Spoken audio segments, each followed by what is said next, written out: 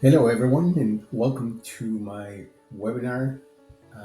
Today, we're talking about the four key strategies to take charge of your business and to help your business scale and grow.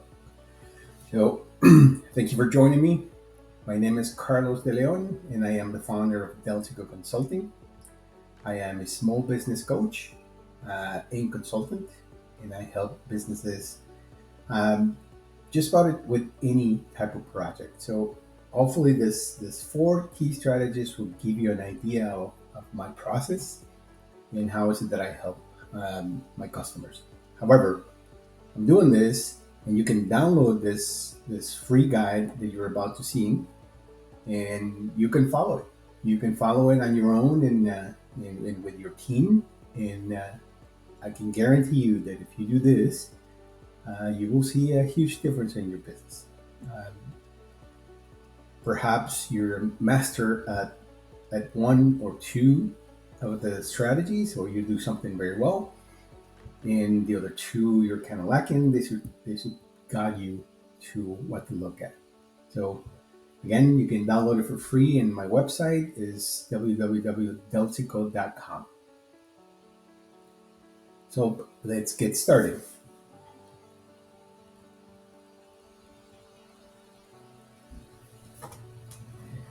One of the first things I do when I work with a client, and you have to do this on your own, whether you're working with a coach or not. What is really your ultimate goal as a business owner? Why did you get into the business you're in? You know, remember what you're doing it for. And most of the time, the answers are, I did it because I want financial freedom. I don't want to work for anybody else. I don't want to make money to somebody else. And also the freedom of time. Be your own boss. Have your own schedule.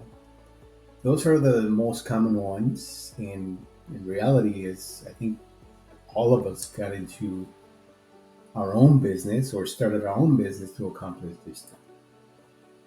Okay. But now that you're an owner, now that you are on a day-to-day grind of your actual business, let me ask you the first question. And this is the question you have to look yourself in the mirror and ask. Do you own your own business, or does your business own you? This is key. So are you working 80, 90 hours a week? Are you not seeing your family anymore? You feel a slave to your company? Then unfortunately you don't own the business. Your business owns you. Okay? And this recognizing that is the start of this transformation if you want to make a difference.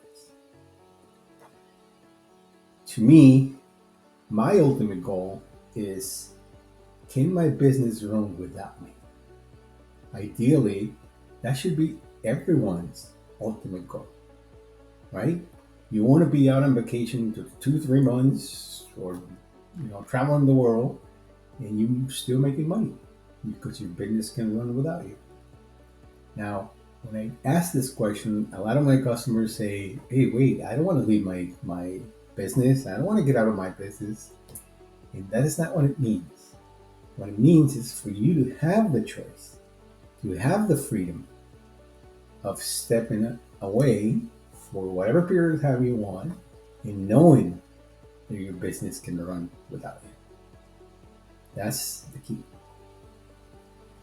And if you do decide to work with a coach or a consultant, you have to ask yourself and be very honest with yourself. Am I coachable? You have to be very honest about this question, because not everyone is. If you're the type of person that has a very hard time with change, you're more than likely not coachable. If you are a person that has a very hard time letting go or delegating or don't know how, you may not be coachable. So this is why it's very important on that first initial meeting that you have with a potential coach or consultant, that all these questions are asked. Because at the end of the day, is if I just take your money and say, "Oh yeah, I can help you," and then you're not ready to be coachable, you don't change, you don't change your ways, you don't follow instructions, then it's not going to work, and you're not going to see results. And at the end, you're going to say, "Well, it's your fault, right? It's the coach's fault." So I have turned down many clients because of this. Because right off the bat, you see the red flags, and you see that they cannot let go. They are not ready for that. They're too scared. They are, whatever it is. So work on that first. Get help or talk to somebody, talk to your own family, but work on that first. Are you coachable? And that'll help you move forward in your business. After you answer those questions, to me, that's when you're ready for the transition, right? And what is the transition? The transition is that most of us got into our business because we're really good at something, and you say, "Well, I can do this on my own." And you start. And once you start, you see that you have to run everything. You have to be the salesperson. You have to be the marketing person. You have to be the accounting and the tax attorney. And running a business takes a lot more than just doing what you love. So we all become operators and we do everything. And then we get so buried in it and forget that we're the business owner. So the transition is that. Start thinking as a business owner and not an operator. And until you make that transition and you recognize that that's what you need to do, and then you follow the strategies, you will see amazing results. You will see amazing change in your business and in your life. So let's get started with the 4 key strategies that I teach. This is my approach. Aside from teaching this is my method, but I do it in a very human way. Throughout my career, that's the first thing I learned is how to talk to people, how to take people accountable and into the mix. So if I take my time getting to know the human behind the business, I will be able to help them a hell of a lot better. So understanding the human is key before any of this works. Because remember, unless you have robots or you're a one-man show and your customers are non-existent or not human, you're talking about dealing with humans on a daily basis. Customers are humans, employees are humans, owners are humans, vendors are humans. So the sooner and we get better understanding the behaviors and what the human needs, it will be much easier to help them with their business and with their employees and with their customers. Okay, so the 4 strategies that I take is number 1 is to master your financial basics. As a business owner, you have to. Most, unfortunately, this is very common where you hire an accountant and the accountant is supposed to send you a P&L. And when I ask my customers, they don't even know what a P&L is. In case you're one of those that don't know what a P&L is, it's a profit and loss statement. So you have to know your basic financials. I don't mean you have to be a CPA or a finance guru or no. But you have to know your revenue, you have to know your costs, you have to know your margins, you have to understand where your money is, where it goes, all of that. So with this strategy, we dig into those and we teach you how to master those. The second strategy is we have to find what your USP is. Your USP is your unique selling proposition, right? So we all think that we're unique. We all think that we're the best. We all think that we're doing something that nobody else is doing. But chances are, your business, 100 to 1,000 other people are doing the same thing. Just the way it is.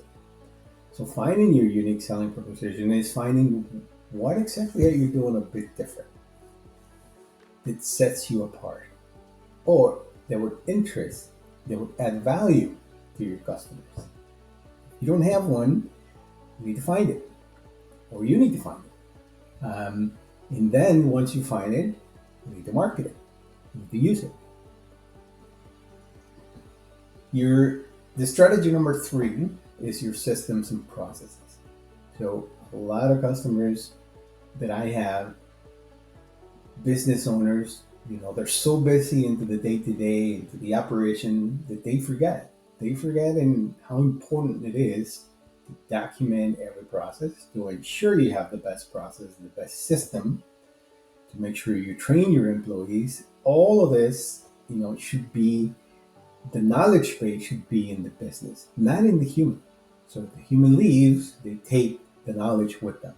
So having good systems and processes in place is absolutely necessary for any business. We dig into those here. And the number four key strategy is, in my opinion, the most important one is the human factor. So building the right team. You can never be free of your own business if you don't hire people, if you don't have a team, if you don't trust people. So here is, how do we hire correctly? When do we hire correctly? How do we retain talent? How do we motivate people? Um, all of that are the people in the right places? Am I challenging my people correctly? Am I holding them accountable? All of this is key for you to be able to grow into a very stable and, and a scalable business. Okay, now let's dig in a little more in detail into this key strategies. And remember, the name of the game is to have a strategy, to have a plan. That's key. Regardless of how small of a project or what you're doing in your business, try to always have a plan or a strategy. Moving on to number one, mastering your financial basics. So it is crucial for every business owner to understand their basic financials. Like I said about before, you don't have to be a CPA or a finance guru or specialist. If you are, great, you're mastering this, I'm sure. But most of us are not. Most of us know some basic stuff. So there are many resources that you can use to learn the basics of financials. There's awesome books as well that you can get to help you understand the basics. So this strategy, I like to divide it in four different categories, so subcategories, if you would. And the first one is what I call destination. But in reality is your goals, your targets. Where are you going, right? That's why it's called a destination. So be specific. Be very specific about what you want and what your goals and targets are, and be very realistic. This is very, very important to be realistic and stay with your feet on the ground. So for example, if you say I make $50,000 a year in my sales, and in 3 months I will be at 300,000. Maybe not so much realistic, right? So, but if you say I'm making 50,000 a month, and in 3 months I'd like to be at 60, 65, 75, that's a little more realistic. So be honest with yourself. You know your business better than anybody else, but have a target.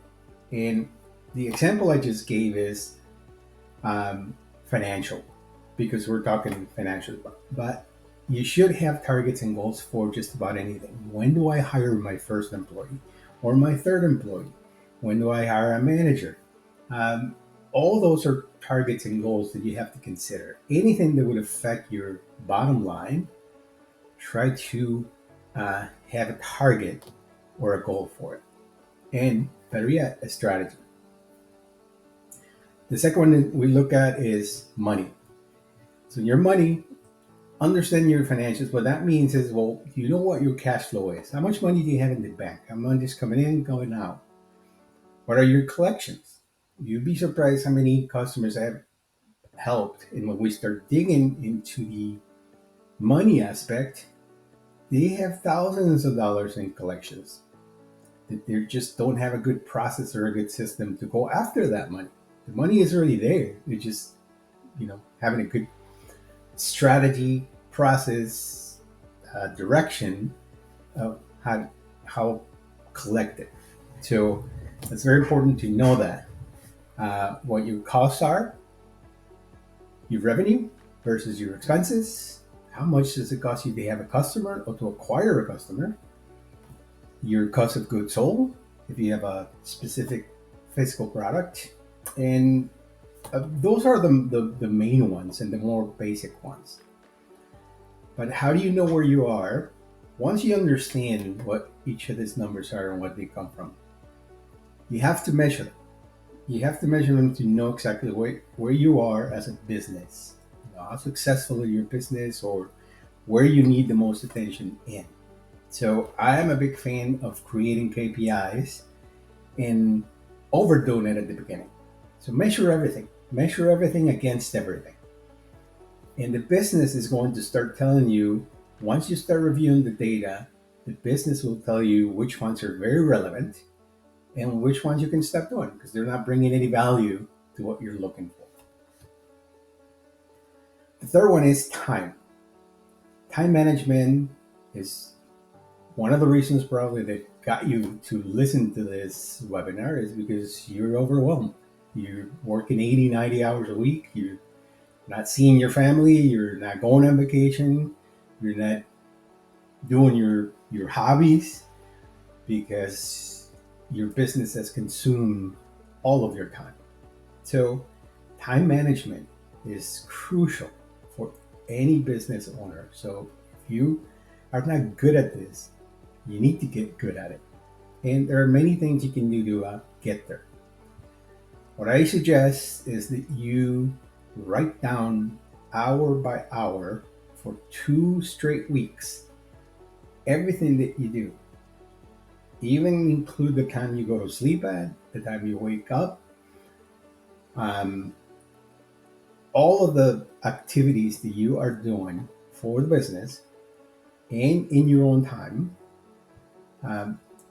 This will be an eye-opening exercise. And I know it's easier said than done, but try to get it done. Write down for 2 weeks straight exactly what you're doing every hour. You will then be able to take inventory and see all of the non-value added activities that you're doing, all the activities that you could delegate, all the activities you're repeating or overdoing. You'd be surprised. So I highly encourage you to do this exercise. If you work with me, that's what we would do as part of the exercise. At 2 weeks straight, we collect this data so that we can then come up with strategies on how make more time or manage your time better. And the last one I call delivery. So you see, we started with destination, now a delivery. Your delivery is basically what is your customer getting? So when was the last time you review your customer complaints and what do you do about it? How do you measure your customer complaints? How do you measure your customer experience? How do you know you're in the right track? If you are a business that gets Google reviews or any sort of reviews on social media and you're ranking about 4 stars, you're doing great. You're doing something good. You have to bank on that. But if you're below that, you need some work. You need to do some work. So build a very robust customer experience. If you guys have any question, please type them on the chat and I'll get to all your questions as we can. Key strategy number 2, your unique selling proposition. So as I said before, chances are that what you're doing, 100 other people are doing. So we need to find what makes you a bit different. What's the extra mile that you go to for your customers to choose you over your competition, right? If you know that, then the next step is what are you doing to market that? What are you using? What mediums are you using to let people know what makes you different, what makes you uh, be above and beyond your competition. So if you don't know that now, you need to start digging. And a good exercise is to start writing down what your delivery services are. Meaning, so I provide this service. What is the end result? What do your customers think? Are they satisfied? So start looking for that extra value that you do. That is your unique selling proposition. Um, if you work with a coach, this is something that together you will find based on many, many, many questions from the coach or from the consultant to be able to get to that point. If you don't have one, if you're just doing the same things everybody else is doing, then you need to come up with some sort of get creative to add some sort of value to your delivery to the customer, whether it be a service or a product or a product. But add that special thing. And I always advise try to stay away from pricing. You know, there's a saying that is this very, very popular. If you live by price, you will die by price. So make sure you're adding value. Make sure you're basing your business on value, not on price. Otherwise, you're going to get cheap customers. So once you find that unique selling proposition, we have to market the hell out of it. That's as simple as that. So first questions you have to ask is what are you doing today? How do people know you exist? What are your marketing strategies? What is your marketing budget? And sad to say, but a lot of business owners don't think about this. Don't even budget for it. They think that you're gonna open up your business and people will be standing in line to get in it. It doesn't work like that. If people don't know you exist, you will not have customers. They have to know you exist, and that's just part one. Part two is what is your value? What are you bringing to them that they need, that they want to buy and want to come back and stay? Right? So review your current marketing strategies, uh, budgets. You're using social media, paid advertisement, print advertising. There's all sorts, and you have to find what works for your specific business. Be open-minded. In today's environment, in today's generation, marketing is a hell of a lot cheaper than it used to be. There's a lot of different tools that you can use, but also, there's so many that you may also overspend thinking that you have to be in everything. No, you have to find what works for your specific business. Once you find that, you prepare a good marketing strategy, make sure you have a good budget for it. And a lot of times in the digital world, you don't need a lot of money to gather good data to know exactly what's going to work. So again, be very open-minded as to what you explore in using. Very important to test and measure. Whatever marketing you're going to do, find a way to test and measure, even if it is manual, even if it is writing down stuff. And a lot of times we miss this because it is as simple as asking your customers. Any customer that comes in, ask them, how did you hear about us? How did you get here? And if they say, I'm an existing customer, say, well, thanks for returning. But how did you get here in the first place? If you never asked that question. So do that for a few weeks. Ideally, is you always want to do this and you always want to, this is one of your KPIs. Measure that. Now, that way you know what's working. If anybody says, oh, I found you on Google, Google might be a good option for you. If somebody says, oh, I saw your postings on Facebook and Instagram, maybe you need to explore more of that. So remember that. Or if they say, oh, a friend sent me, referrals. That's huge for just about every business. So do you have any good referral programs? How do you reward that to your existing customers? Think about that. Also explore what other revenue opportunities you have. So that could also be a unique selling proposition is that, You provide a service, but if you bundle it up somewhere and you offer an easy to purchase online or a subscription base, or simply you have a brick and mortar store, but you're not selling online, you know, think about that.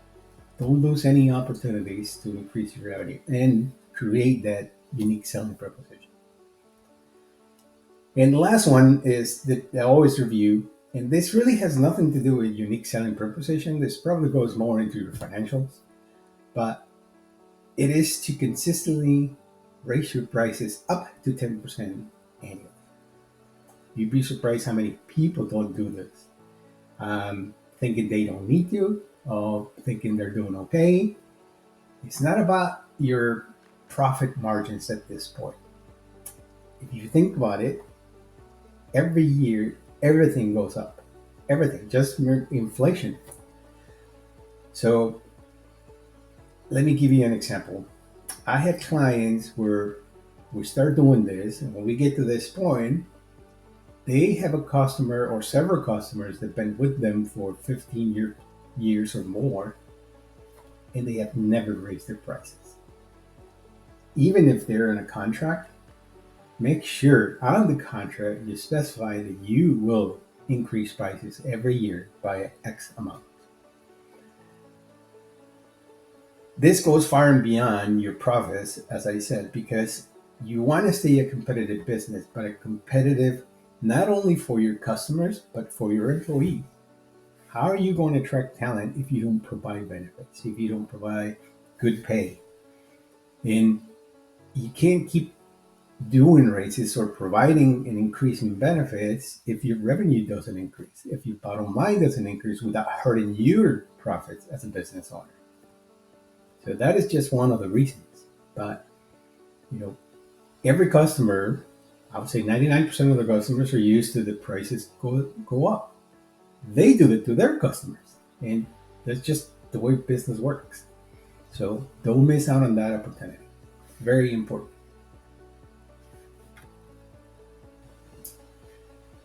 Key strategy number 3: systems and processes. So again, this is where you start setting up your business for long-term success, and for you to be able to start planning on your business being able to run without you. So your business is still your business. You get to set it up any way you want. You decide what you want, what you don't want, how you want it done, what tools to use, what tools not to use. This is all your decision. That's why you're the business owner. But it is key that you let your employees know exactly what you want and how you want it done, and give them the tools for it. Use your employees. Use your employees to come up with these processes. They're the experts. They're the ones doing it every single day. So make sure you take into account their opinion, their ideas. That way they're fully vested in them. So, but in this is a no-brainer type of strategy. You really need to come up with either checklists, SOPs, or standard operating procedures. If you don't know what those are actually some sort of a direction or written instruction and guide. You have work instructions that are specific. Work instructions I really like because you give screenshots, pictures, details of how to do a task. These are crucial for training, and if an employee leaves, another one can come right in, follow these instructions, and step into the job with minimal training. Your manuals, make sure you're cross-training. I like to use what is called a business process mapping, BPMs. So what this exercise is literally create a visual aid of your process at a high level. It's a flow chart of who's involved in the process, where does it start, and where does it end. Having this visual aid is a wonderful tool that helps you as a business owner or the leader visualize what's being done today. And you'd be surprised how many times once you have this visual, you start asking a lot of questions like, why are we doing it like this? Why are we doing this 3 times? Why is this task being repeated 4 times in the same process? Why are we wasting time on this? Or you're going to see, wow, this process is very streamlined. We're good. But it gives you that visual uh, aid, and it goes a long way. Once you're training, that's part of your manual. So you bring somebody new and you say, well, can you follow this? And look at this flow chart. And we all can follow a flow chart. You know, people say a picture's 1,000 words. It's worth 1,000 words. And it's true. So that's what this is. And I highly recommend, if you don't know how, Google or go to YouTube and type business process mapping, and you'll see there's many tools you can use.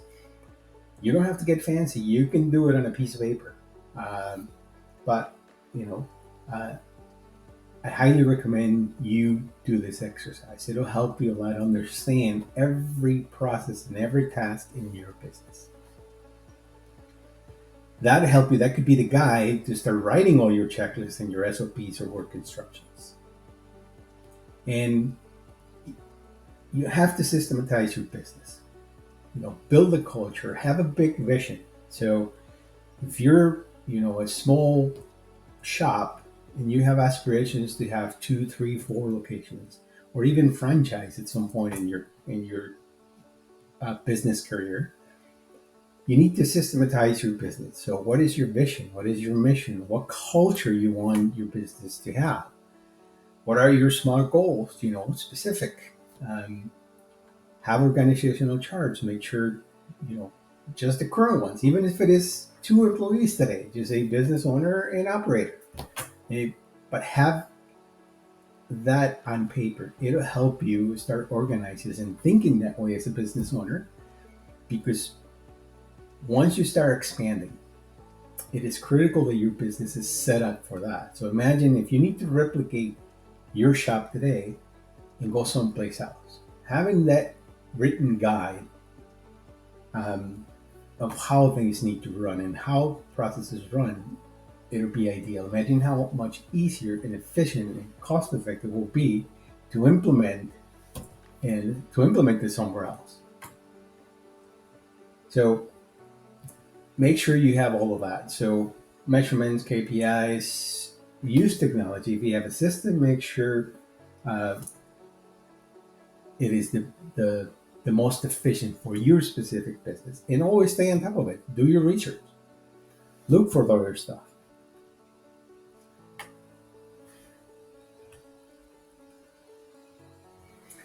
And key strategy number 4, building the team.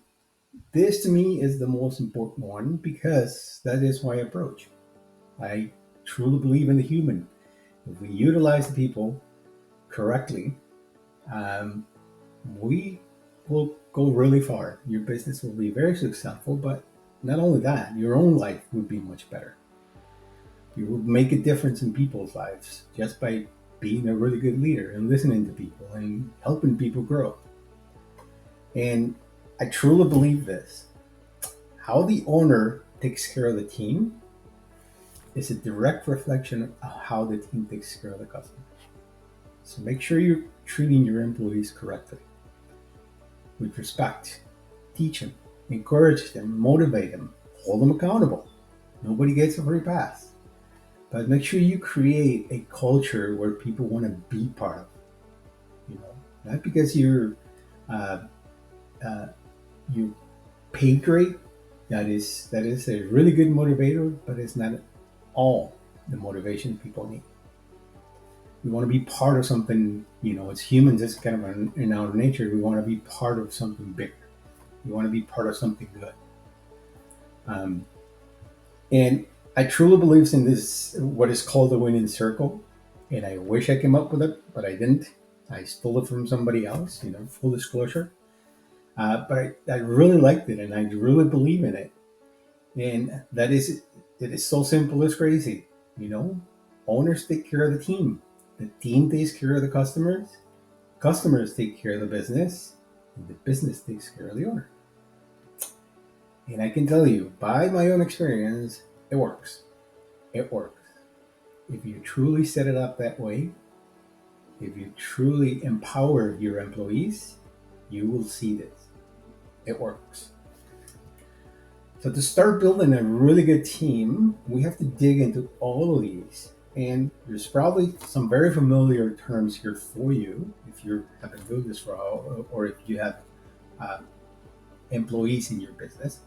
But if not, these are some of the stuff that you have to consider.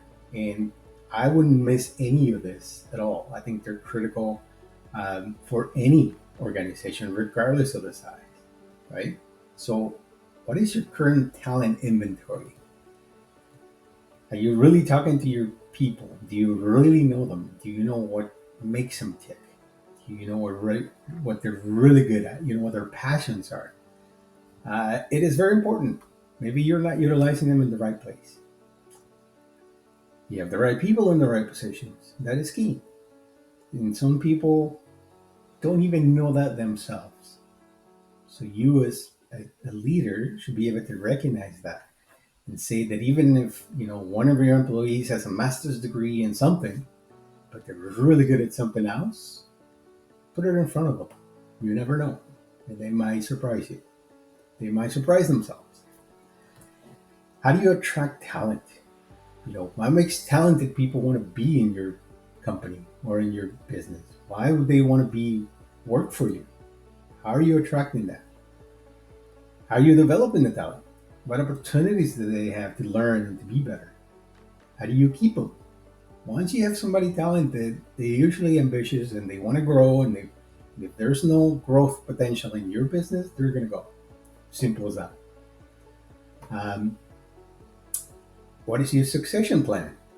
So this is where you start stepping away from the business. Think far, think big.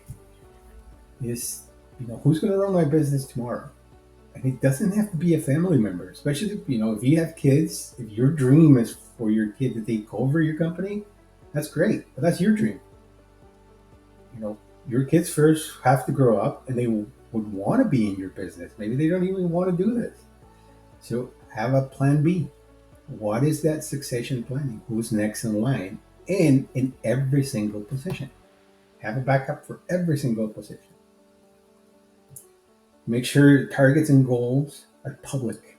You have your own personal and financial targets and goals, but for your business, make sure you have targets and goals for your employees, for the business, and make sure they're very, very public and with a good detailed plan of how you're going to get there. Make sure you have performance reviews. This is crucial. People need to know how they're doing.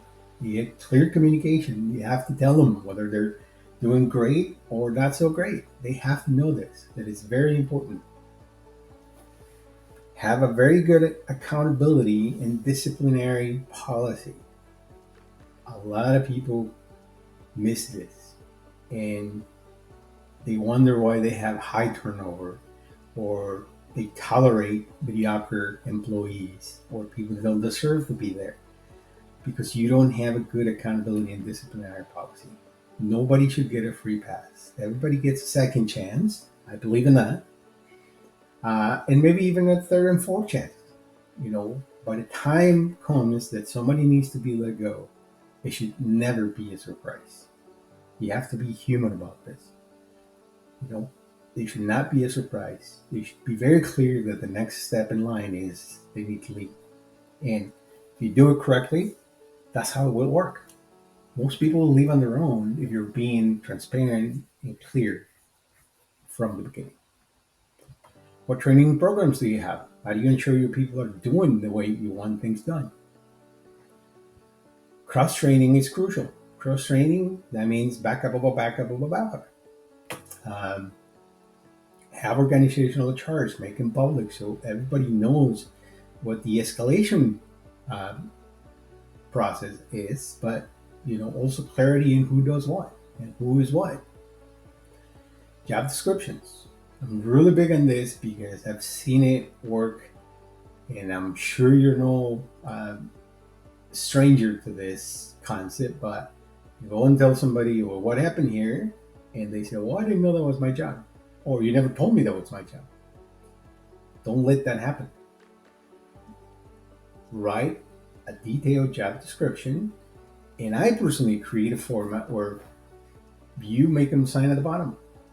So they get a copy. You signed it. There's no uh, misunderstandings of what your job is. Your every single detail of what your job has to do and what you're responsible for. They have to sign it.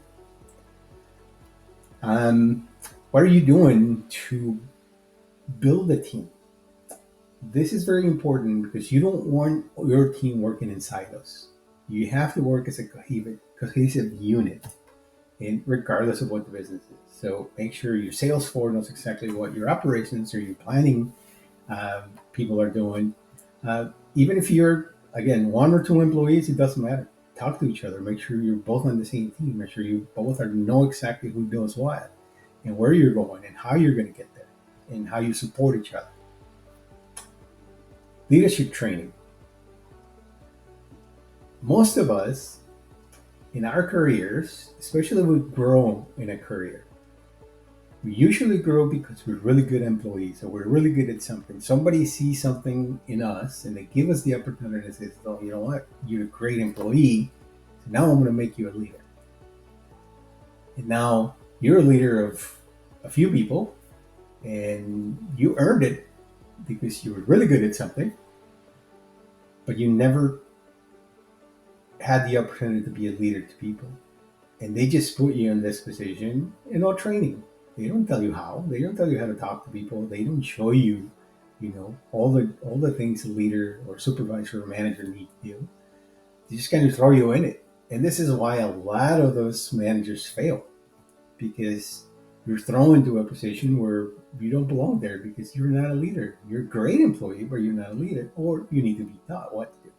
So make sure you're spending time and training who your leaders are. And maybe even you need some leadership training and guidance. So if you work with a coach, this is something that is really big in coaching. And we help you in that. And we help all your team with your leadership and management training. So consider that. Even if you don't work with a coach, find a consultant, find a trainer, find a leadership course that somebody can take online, or somebody can come to your place and train your people and you. This is money well invested. I highly recommend it. Make sure they know what the company culture is and what the policies and rules are. You have to be very specific. And you'll be surprised if you're not from the beginning. You're down the road, you're going to have to deal with this. And it's a lot harder to implement once the culture has kind of implemented on its own, in a culture that you may not like at all. So make sure this is clear from the beginning. So this is why important, systematizing your company is important. So you have your vision, your culture, your mission, your values. This is very important for people to know what they're getting into and what they can and cannot do in your company. And have KPIs that measure your human capital. This is very important. What is your turnover? How much does it cost to have employees? All of the basic human resources and measurement tools are critical. And the end result of all of this, of these four key strategies, is harmony. You're really running a well-oiled machine, and I've seen it work time and time again in different industries. It doesn't matter what you sell, it works the same. It is the same concept anywhere. Well, a lot of people say, oh, we do this widget and this may not work. It works. Trust me, it works. I've tried it in over 25 different industries. The concept is the same. Regardless of what you sell, what services you provide, what widget you sell, this works. And if you take the time to implement all of these, to ensure that all of this are working well and properly in your business, I guarantee these results. You will have teamwork. You will have your process and standardization where you want them, where you need them to be. Everybody does the same thing. Everybody follows the same process. You get results and you get accountability. You start building the mindset of continuous improvement, which is what you want. So you never stop learning. You continue making things better, and you will see your profits increase. I guarantee you that, and you will reduce your expenses for sure. The more efficient you become, the more effective you become at what you do, is just a trickle effect of that you will reduce your costs. You will have sustainable business. A business that now you can start thinking about duplicating. Do I want to expand? Do I want to grow? Do I want to open another location? Do I want 10 locations? Now that your business is set up and running like a well-oiled machine, you have that choice as a business owner. I hope you like this and I hope it helps you. Use the guide, download it from my website. It's free. Follow it. If I can help you in any way, please reach out. There's my email, my phone number, or go to my website and schedule a consultation with me. It's free. And I wish you the best and I wish you much success in your business. Thank you for listening. Take care.